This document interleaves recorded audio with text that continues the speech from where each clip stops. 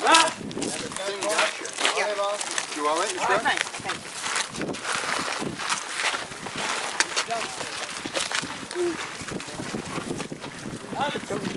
You have that guy rope.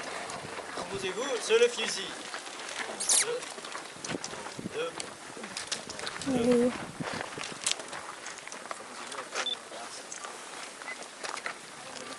Morning! Morning. Excuse me. Good afternoon. Good afternoon. First of all, ma'am, are you all right? Thank you. Not to embarrass you. I'd like to get everybody, generally speaking, on this side of where I am. Just for our sake, financially, legally, emotionally, all the rest, we'd like to imagine that there's a safety line running from the end of that masonry to the bronze mortars you see down there. So really dress yourselves along this line, but do come a little bit closer than that. Come up to this spot, really in front of us, because we can get you that close, just no further. We'd like to talk about the finer points of these guns, of everything you're going to see here, the soldiers themselves, what they're doing on this spot in the autumn of 1755. If your folks want to take a seat, anyone, just make yourselves as comfortable as you can. We'll be here for about 15 minutes in total. But you're looking at 3 fusiliers in the Regiment de Languedoc. So how are professional soldiers from the south of France here in the Adirondacks? You're looking at an expedition leaving the port of Brest in May of 1775. May 4th, these soldiers ship out for the New World. The French have been here for over 150 years in Canada and really at a broad swath beyond that to the west, and you're looking at them defending that colony in that year as tensions mount with the 13 colonies to the south of us. Those uppity colonists are at it again, the French as well, and they're going to have a major war in the 1750s, the French and Indian War, as part of a global conflict known as the 7 Years' War. You're going to find this conflict really heating up, a strategic lace system like this one right here, and eventually that autumn, this regiment and one other, and also Canadians, will be starting to build Fort Carillon on this site, which is the same fort you visited today, Fort Ticonderoga. They'll be coming here in European-style uniforms, such as these 3 soldiers right here are wearing.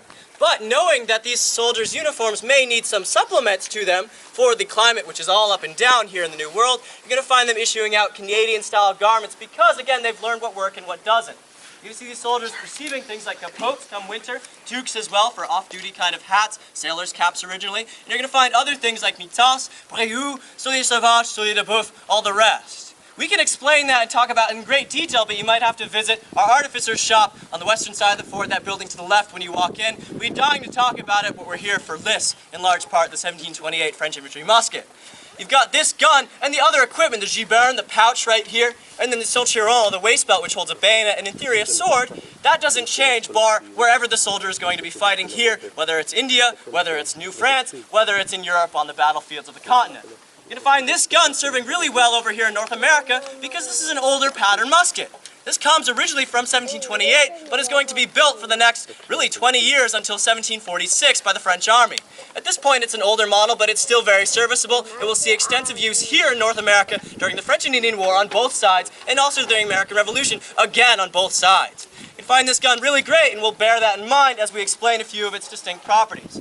Number one, it's fairly long by modern standards. You're looking at a 46-inch barrel, but the balance is pretty great because you've got this stock which drops off in a pot de vache or cow's hoof, and things really do slip into your shoulder so you can take sight from the end of the weapon. You'll be using that, and the barrel is held to the stock by means of barrel bands. These 3 iron pieces right here, those can be slipped off, so that means you can clean this weapon a lot easier. And then you also have uniformity, and this is essential. For an army with over 100,000 men in it, you're going to see the same guns for the bulk of the infantry. That means that things like calibers are the same, pieces are the same, repair becomes a lot easier, and everything in general becomes a lot cheaper. You're just on the cusp of truly interchangeable parts that we'll see in the early 19th century. Not quite there yet, but these armies are going to be cranking out tens of thousands of guns at the Royal Arms manufactories of Charleville, St Etienne, and Maubeuge. So every one of these soldiers has the same weapon. Again, there's uniformity just as in our clothing.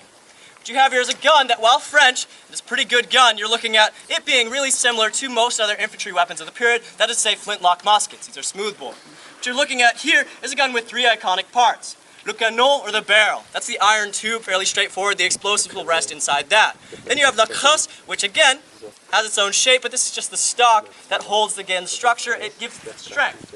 Then you have the third and final element, the plantine, and this is really the most moving parts. This is the lock of the gun. This is a plantine à silex, meaning a flintlock weapon. That involves silex or flint. What is flint? Anybody younger in the audience help me out with this? Anybody at all who's used a lighter? What's flint? It's not quite a spark. What is it specifically? Phosphor. Very literally. It's a stone. It's a stone. It's a rock. It's got two great properties. One, you can nap it. You can strike it at an angle. You get a very sharp blade-like edge. That's what you're going to see right here in the jaws of the chien. Second property, it's hard enough that if you scrape it against a metal, specifically steel for instance, you're going to shave off small pieces of that. We would see those as sparks because they're really red hot. You're going to find two things on this weapon. The chien de fusil, or the dog of the gun. That dog will in its mouth hold that flint in place. It's a vise clamping it in place so that it can make really snug contact with the batterie. This piece of iron faced with steel that will flip on a spring of its own, it's in place when it needs to be, because when I pull back the chien to full cock, I've taken it off the safety, the gun is not loaded, and you're looking at this being sent forward by the trigger like so. When I pull that trigger, it will scrape down the steel, sending out a shower of sparks. Those sparks will rain down into the bassinet. What is a bassinet? Bassinet? Yeah. For babies. Put the baby in. Baby in the hospital, newborn baby, all the rest. You're looking at this being a bassinet, very similar. It's a pan for containing powder. You're going to have a priming charge right here that will explode when those sparks rain down on it. This is just a more efficient style of lighting a gunpowder on fire than a matchlock, say, in the 17th century. Gun technology has come a remarkable distance by this time. Looking at the flintlock working far more reliably, and again, when that makes contact, you'll have sparks, and that will cause a small explosion. This will send off a puff of smoke. That hot gas will conduct through the vent, or the touch hole. Would you be able to confirm that there is a hole right there? Oh, yes. Yep. A little bit louder? Yes, a tiny hole. Thank you. We've got this man's proof right here. That vent will conduct that small explosion in the exterior into the barrel. We'll have a larger explosion. That will send a solid lead ball, 65 caliber, out of the muzzle about 900 feet per second. Bear that in mind. That's how this gun works. It's fairly synonymous with most other 18th century firearms, but this one is iconic enough that we have to portray this gun specifically for the specific impression. And then we have to talk about how to load this weapon. In civilian life, say you guys are hunting with black powder to this day, you could load things separately. This will involve things like powder horns, shot measures, shot bags, everything in its own component pieces because Bambi doesn't shoot back. What you're looking at in the military is very much so people shooting back at you, and you have to do things together and quickly and efficiently. Armies to this day like efficiency. You're going to have this Giberne right here, this handsome red luster leather pouch, holding 30 cartridges inside. These are really the great granddaddy to all of those modern plastic shotgun shells, all those modern brass cartridges that are going to enclose ammunition. Simply no firing pin is going to start it going.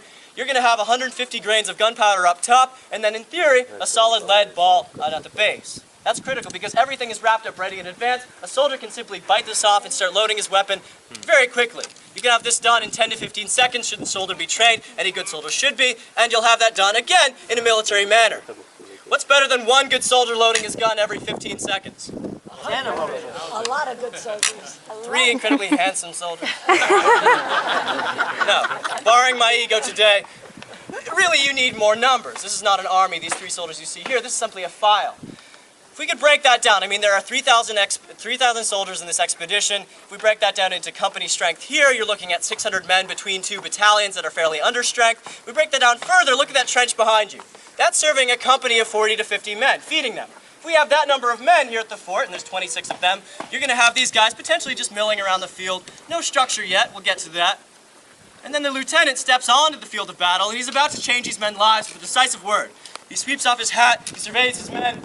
I'm not just a lieutenant, mind you. Guys, it's a beautiful day. It's really nice. Oh my God, there's like a deer, there's like the enemy maybe. Yeah, just like shoot it. Shoot it, I want it dead. What's the problem here?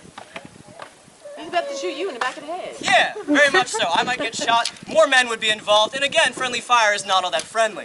What you're looking at is a system that is, a problem rather, that has confounded militaries since really time began. People familiar with Julius Caesar? Invading Gaul in the Roman Empire. You're going to see that man invading Gaul with his army arrayed in ranks. Same solution then, same solution now. You're going to have people arrayed into groups so that they can stab together, fight together, fire guns by this point, and you have them arrayed again into a system where they can do that safely, efficiently, and murderously as well. This involves a 3-man deep file where you'll have men arranged in files like this, and then ranks to their left and their right. So those 40 to 50 men would be arrayed 3-man deep or even further. Because this is a compromise between maneuverability and firepower and the bulk of a column which you might want to, push the attack with. You're going to find this system working very well, and it's at close order, which means we're about half arm's distance apart. Because when we le fusil, apprêter le fusil, everything clicks into place, so when we en joue, everything's safe, my head is cleared. If these men were any further apart, say 2 paces back, things get really hairy really quickly. Return to the shoulder. It is really necessary that we are this close. At the same time, this presents another problem in theory. Say, despite what my sergeant has beaten into me, say what the Army has told me to do, I'm still an individual, a modern individual. I'm going to do what I saw Daniel Day-Lewis do last night in The Last Mohicans, an irregular. I'm going to just load however I please. This doesn't work. It just fundamentally doesn't when you're trying to array men in groups and have them work together as a professional army. This is not going to happen. Maybe Canadian militia and all the rest fight like that.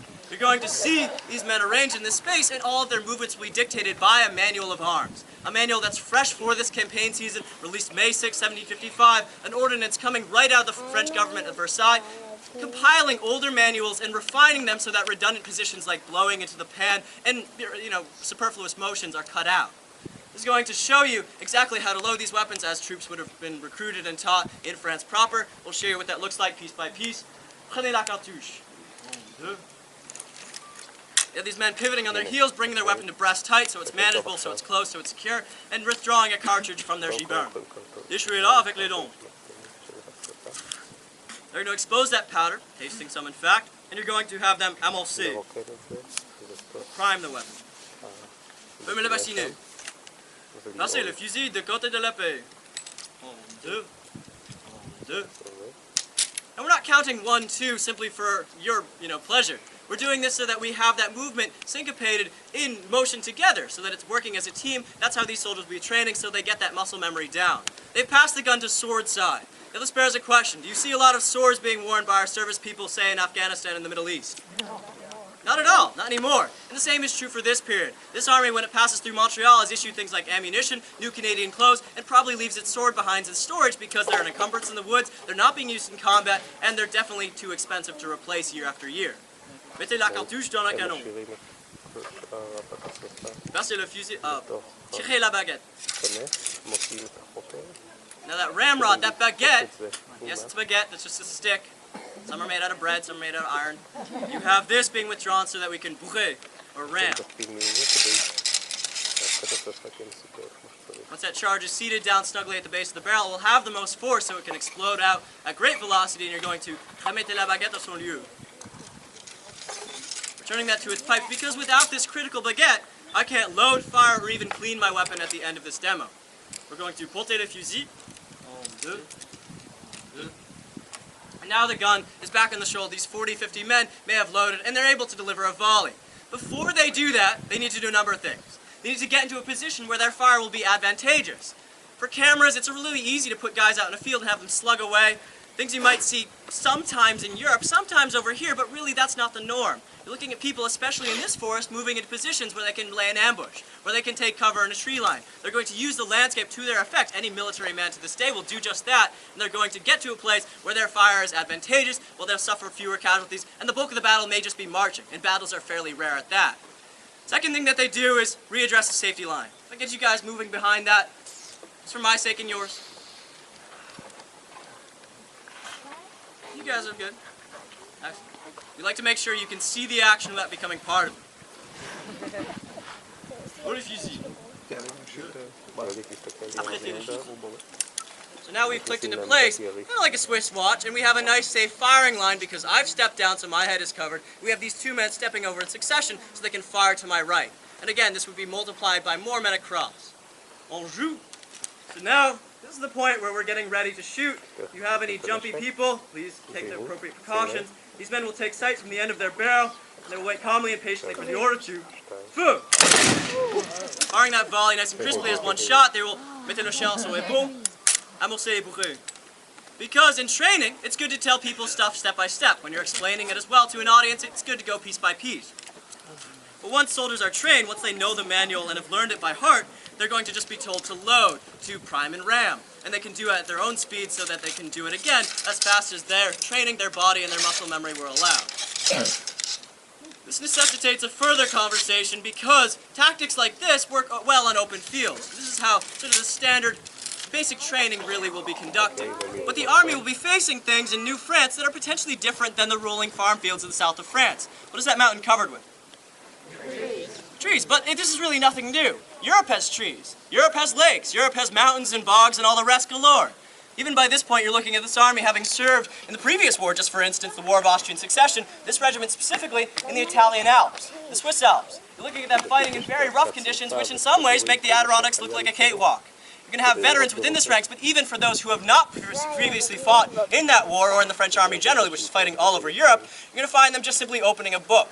An officer can look at Maurice de Sax's text on how the French army should fight in Woodland, a general who's really innovated tactics and who's going to write entire volumes on how the army should adapt. Taken from that text, you could find, oh, Woodlands? We need a marksman. Which one of us is the best shot? Can go no further. Which of us is the best shot?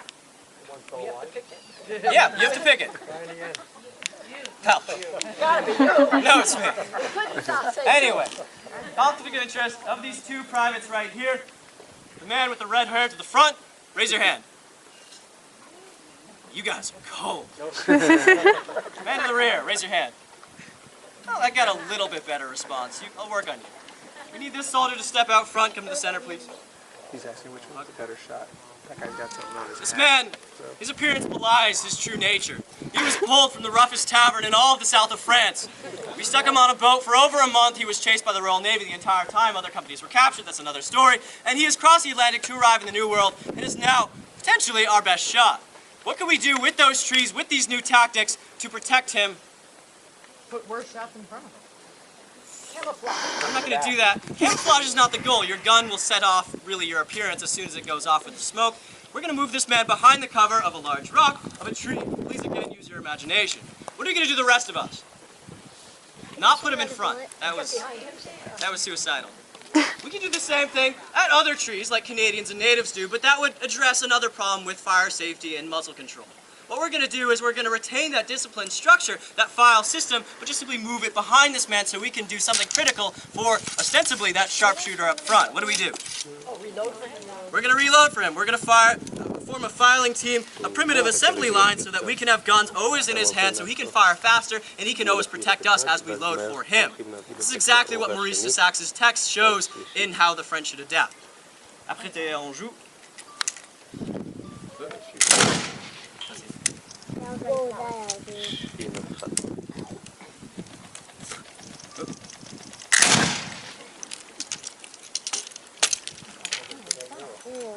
It's like a machine gun.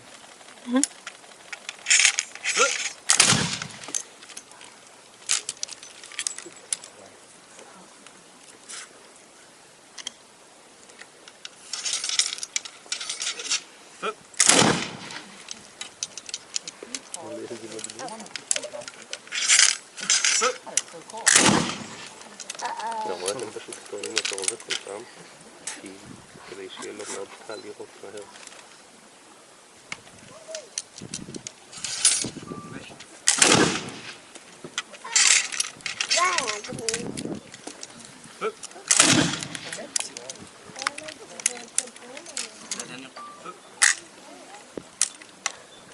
לעצור.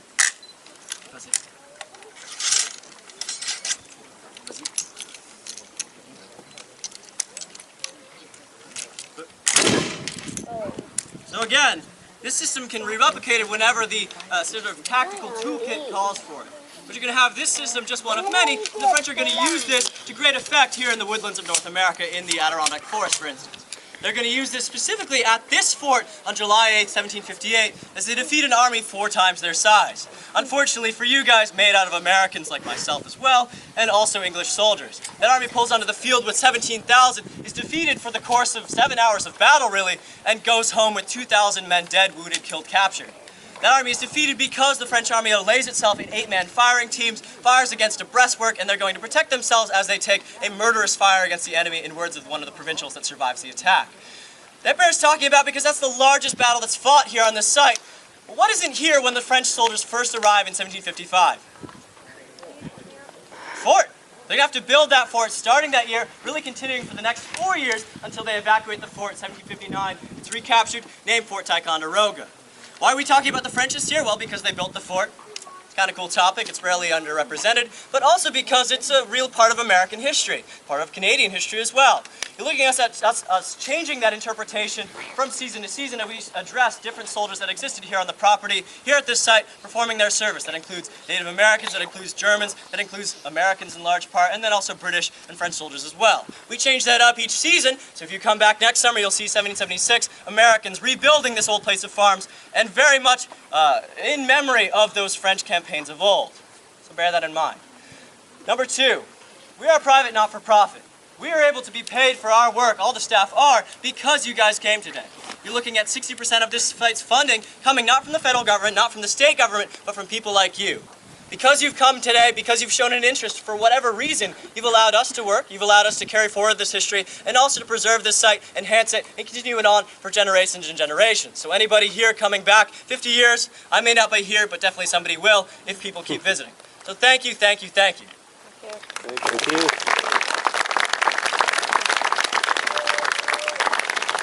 Further few notices. Number 1, there will be a garden march starting right about in that space over there with the Fife and Drum Corps leading essentially a parade down to the King's Garden. If you'd like to take a tour there about ecology, that will be 15 minutes long. Otherwise, simply admire the landscape. You don't even have to go, but I would suggest that you would. The garden is beautiful this time of year. There's a number of different gardens as well. And the second floor right there where those folks are staying, right behind them, you're going to see bolts and blades. So if you'd like to check out the originals that these are based off of, the 1728s we have, both in pieces and in complete form, check out that gallery if you haven't. Definitely mind-blowing as far as I'm concerned. And if you'd like to handle these weapons or anything else, now that we're clear, we can let you guys come up, address us, talk to us. We can, answer anything you might inquire about. Thank you again. Thank you.